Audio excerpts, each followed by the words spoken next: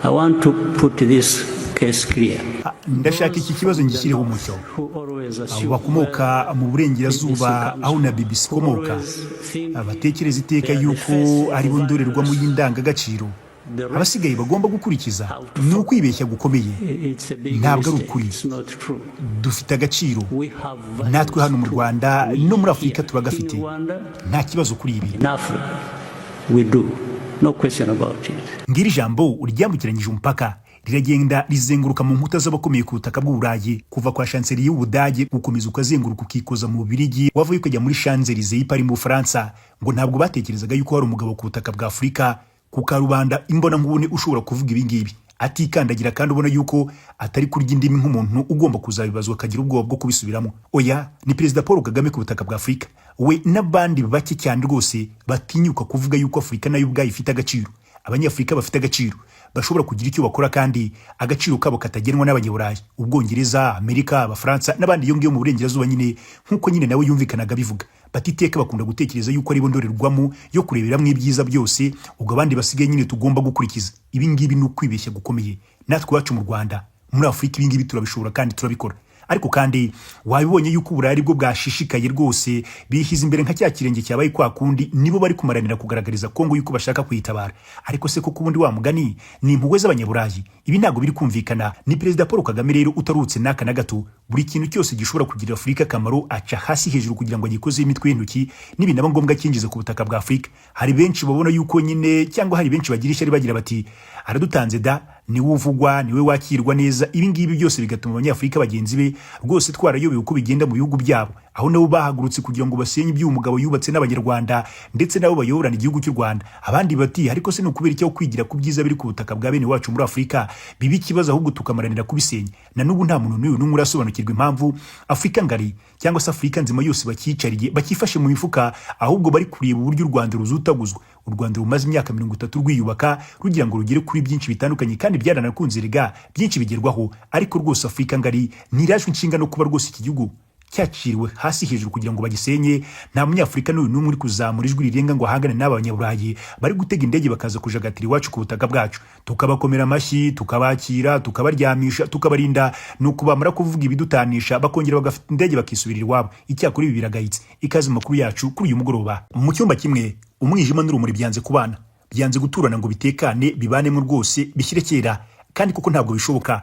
Urumuri ruto cyane mu cyumba kinini cyari kiganje umwijima rugomba guhita rubonesha byanga bikunda. Mu kuboko kumwe turi kumvamwo amajwi menshi cyane atuku Rwanda atabariza u Rwanda yuko rugomba kugirirwa nabi kubera yuko ngo ari ikibazo mu burasirazuba bwa Repubulika Iharanira Demokarasi ya Kongo. Abari kugaragara muri izi mvugo nabo uruhu rwera ariko kandi bari kwifashisha bene wacu b'Abanyafurika ngo barebe yuko intego yabo yo kugira ngo ibyo Rwanda rwubatse babisenye mu kanya nkako guhumbya.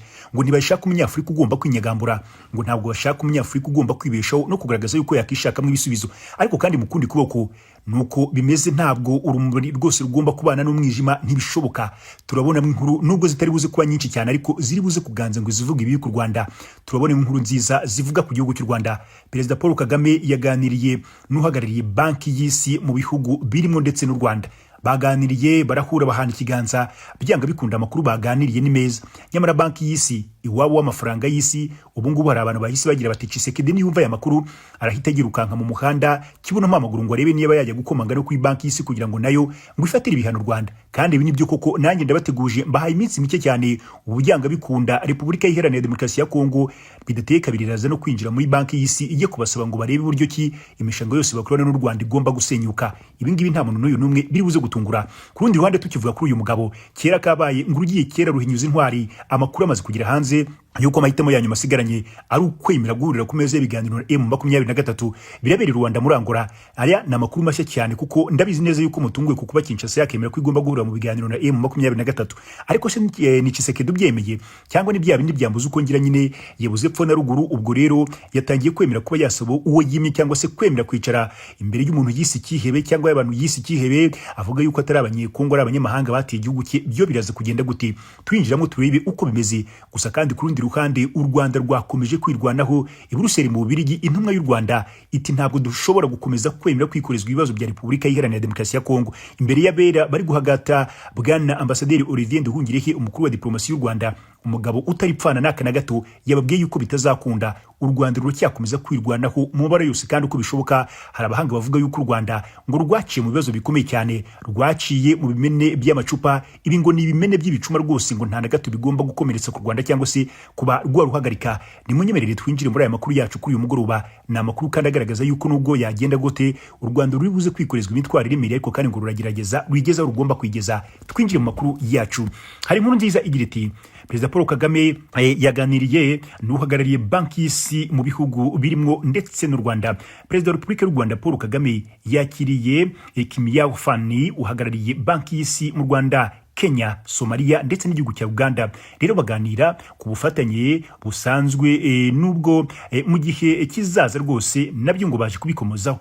Niba umvise ibihugu mvuze haruguru birasa nkaho ari ibihugu byo mu karere k'ibiyaga bigari cyangwa se East African Community, ariko nta Burundi burimo, nta na Repubulika Iharanira Demokarasi ya Kongo irimo. Sinzi wenda niba uri gutekereza impamvu y'ibyo hakagira icyo ugeraho, ndabigusigiye nawe usigare urwana nabyo. Umukuru w'igihugu yakiriye Kimiyao mu biro bye kuri uyu wa 10 Werurwe 2025 nk'uko byasobanuwe mu itangazo ryatambukijwe ku rubuga nkoranyambaga rwa X.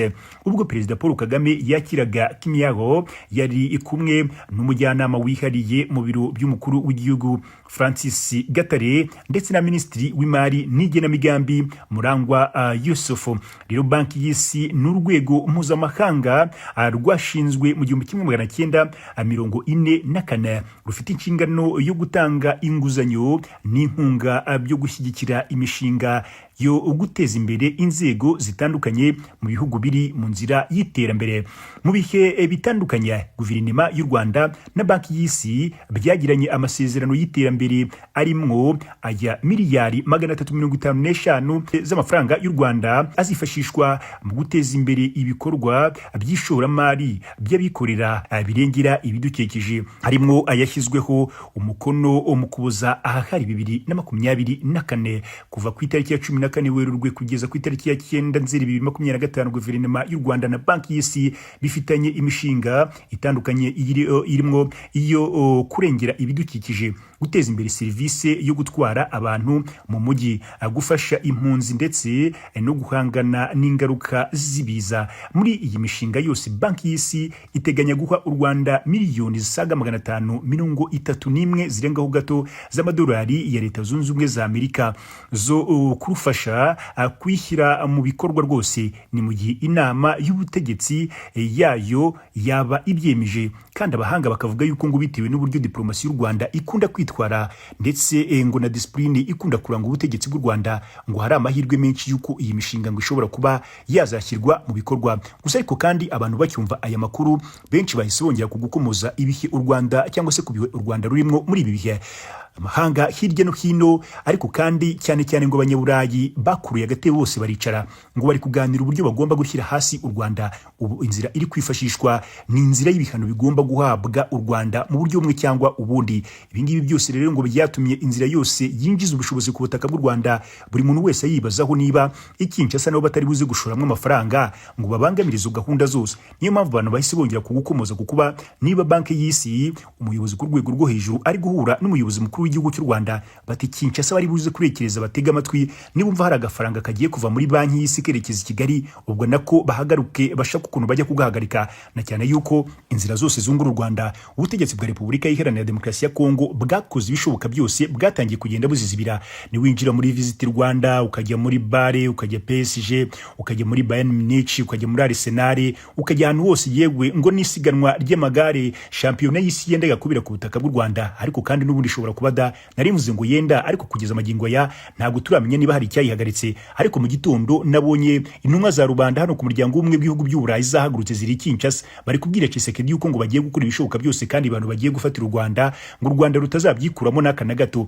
Nubwo bamwe bagize bati aba bazungu bazi ubwenge, uyu mugabo ukunda kwigaragaza nk'urangaye, ati bari kujya hariya bamurangaze mu gihe akiri kubitekerezaho, ariko aseka basuka imivinyo, nabo bari buze kumvikana bavuga yuko ngo ibintu byananiranye, bya bihano ba proposaga yuko bagiye gufatira gufatira u Rwanda byaguye mu mazi. Byanga bikunda ngo ni Tshisekedi ufata ibingibi bimushimisha bakigendera agatungurwa no kubona bakoze ibimubabaza. Turacyari kuri Tshisekedi, reka tumuveho ariko duhite dukomereza Rwanda muri Angola n'ubundi ari bwongere yisangemwo. M23 igiye guhurira na leta ya Repubulika Iharanira Demokarasi ya Kongo mu biganiro. Aya ni amakuru mashya, reka twinjire mu turebe uko bigenze. Presidence ya Repubulika ya Angola yatangaje yuko nyuma y'uruzinduko ruto Perezida wa Repubulika Iharanira Demokarasi ya Kongo Felix Antoine Tshisekedi yagiriye i Rwanda, rero hemejwe yuko Angola nk'umuhuza mu bibazo byo mu burasirazuba bwa Repubulika Iharanira Demokarasi ya Kongo izayobora ibiganiro bizahuza abahagarariye umutwe wa M23 n'abahagarariye uruhande rwa leta ya Repubulika Iharanira Demokarasi ya Kongo. Rero bikazabera i Rwanda mu minsi mikeya iri imbere. Rero bigamije gushaka icyazana amahoro arambye muri ibi bihugu cyangwa se muri iki gihugu cya Repubulika Iharanira Demokarasi ya Kongo. Mbere yuko twinjira muri ya article ku buryo burambuye, umutwe w'inkuru nawo ubahaye, ahubwo reka tubanze duse n'abasesengura gato ku bibazo bikomeye ngo M23 ngo mu gihe bakibeshye bakerekeza no ku butaka bwa Angola, ariko kandi ndaza kubisiga mu biganza byanyu. Reka mbanze mbabwire iki abasesengura makuru bari kugarukaho. Kinshasa bamaze gushyiraho impapuro zita muri yombi aba bayobozi bakuru bo ku rwego mu nzego zitandukanye yaba politike n'igisirikare muri M23. Yewe kandi ubutabera bwa Kinshasa bwamaze gushyiraho miliyoni 5 kuri buri mutwe wa buri muntu umwe muri M23 na Alliance Fleuve Congo ku muntu wari we wese uzabafatira bano bagabo barimo Corneille Nanga, General Sultani Makenga ndetse na Byamungu. None koko M23 bari butinyuke bagira Rwanda muri Angola. Bamwe batangiye kuvuga yuko ngo Angola ishobora kuba yagambana rwose ngo ni hatabaho gucunga bikomeye, hanyuma abarwanyi ba M23 ku rwego rwo hejuru ndetse na Alliance Fleuve Congo bagira Rwanda muri Angola, na cyane yuko Kinshasa bo batabafata nk'abantu bahambaye, ahubwo bakomeza kubafata nk'ibyihebe ngo bagira Rwanda muri Angola bakazahita bacakirwa bagatabwa muri yombi. Ariko si murabyumva gute? Ibi nanjye nkibyumva nceshura umeza ndagira ni M23 se kubaza iby'amategeko muze kutubwira baba bafite ubudahangarwa ku buryo nibagira ku butaka bwa Angola bazaba bafite ubudahangarwa, yewe kandi nta muntu n'uyu n'umwe ushobora kuzaba yabakoraho. Simbizi, sinzi icyo amategeko avuga, ariko bahangana maraga benshi bagira bati M23 kuri inshuro igomba kwitonda. Ati ntago ari rimwe cyangwa se kabiri ubutegetsi bwa Kinshasa bwagiye bugerageza kwivugana abo butavuga rumwe n'ubutegetsi kandi babikoreye ku butaka bw'ibindi bihugu. Mwarabibonye Harare muri Zimbabwe uko byagenze, mwarabibonye Addis Ababa muri Ethiopia uko byagenze. Izi nshuro zombi bagiye bashaka guhitana John Numbi, ubundi bashatse guhitana Joseph Kabila, ariko abanyepolitiki bose babashije gucika ubutegetsi bwa Tshisekedi. Ubwo rero abantu bari kugira bati none biraza kugenda gute? General Sultani Makenga cyangwa se Byamungu yewe cyangwa se Corneille Nanga nibemera bakajya kwa Muzehe Lorenzo ari bubashe kubarindira ku butaka bwa Angola, cyangwa se biri buze kurangira bibaye ibindi turategereje. Abandi bati none se Tshisekedi byaba biciye mu zihe nzira kugira ngo yemere guhura n'abarwanyi ba M23 kandi yararahiye agatsemba gatsisira akavuga yuko bitashoboka. Bati none kuri iyi nshuro nibwo yemeye gucururuka kandi aribwo bari bamaze iminsi basuye amatangazo ashyiraho amadolari menshi cyane yo gufata bano bagabo ari bazima cyangwa bapfuye. Bati bina agategurwa gakomeye cyane M23 igomba kwitondera, cyangwa se ngo Tshisekedi bakaba bamujishije bamubwira yuko bari abagabo bageze Rwanda muri Angola bahita bafatwa, nyamara ngo bakazagerayo bafite protocol iri hejuru cyane ngo ku buryo Tshisekedi yibeshye ibyo kuzana umutwe munini ngo ashaka kubagirira nabi hariya ngo ari ushobora kuba yabanza hasi. Byinshi biri gukomeza kuvuga ku bijyanye na M23 na Kinshasa byo birakomeza kuba birebire. Dukomeze hasi. Ibi ngo byatangajwe n'ibiro bya Angola kuri uyu wa 11/2025. Iravuga yuko rero nk'umuhuza mu bibazo byo mu burasirazuba bwa Repubulika Iharanira Demokarasi ya Kongo izagirana ibiganiro n'abahagarariye M23 kugira ngo bazohereze itsinda rizahagararira uwo mutwe mu biganiro uzahuriramo na leta ya Kinshasa. Rero bikazabera i Rwanda hariya ku butaka bwa Angola. Leta ya Repubulika Iharanira Demokarasi ya Kongo ivuye kwizima yemera kuganira n'uyu mutwe ni nyuma y'igihe kinini cyane igaragaza yuko idashishikajwe no kuganira n'uwo umutwe umaze kwigarurira ibice byinshi cyane mu burasirazuba bw'icyo gihugu, by'umwihariko mu ntara ya Kivu y'Amajyaruguru ndetse n'Amajyepfo. Tshisekedi kandi yanze kwitabira mu buryo bw'imbona nkubone inama y'abakuru b'ibihugu bya East African Community ndetse na SADC yabereye ya cyangwa se yabereye Dar es Salaam hari tariki ya 8 Gashyantare 2025. Nyamara baganiraga ku buryo uburasirazuba bwa Repubulika Iharanira Demokarasi ya Kongo bwabonekamwo amahoro. Iki gihe ngo hari ubwoba bukomeye cyane bitewe naho M23 yari igeraniye ubutegetsi bwa Kinshasa, ngo ni Tshisekedi wiyumvaga yuko narangara gato cyane agatiri muri kirenge ku butaka bwa Kongo ngo ashobora kugaruka imbehe bayubitse.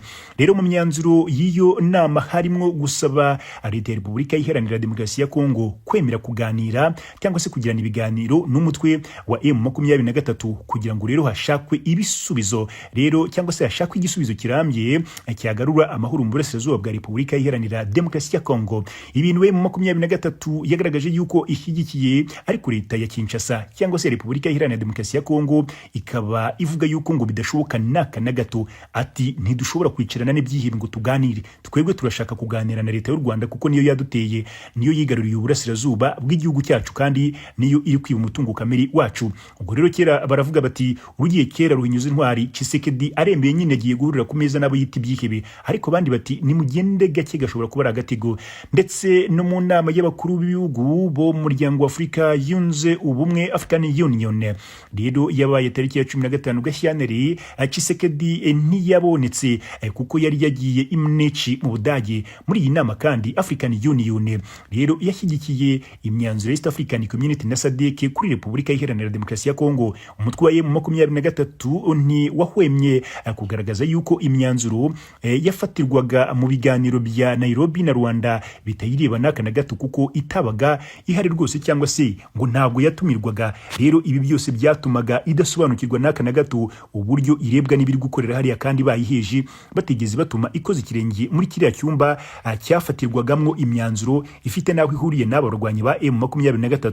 Batakugasuzuguro kanyu ntabwo bishoboka, ubwo murapanga ibyo mupanga, natwe tuzakora ibintu mu buryo bwacu. Ibintu birakomeza kuyogoyerwa ku butaka bwa Kongo. Ariko kandi ku rundi ruhande natangiranye n'inkuru nziza, niko abanyaburayi bose batari kubona ibintu kimwe n'abandi.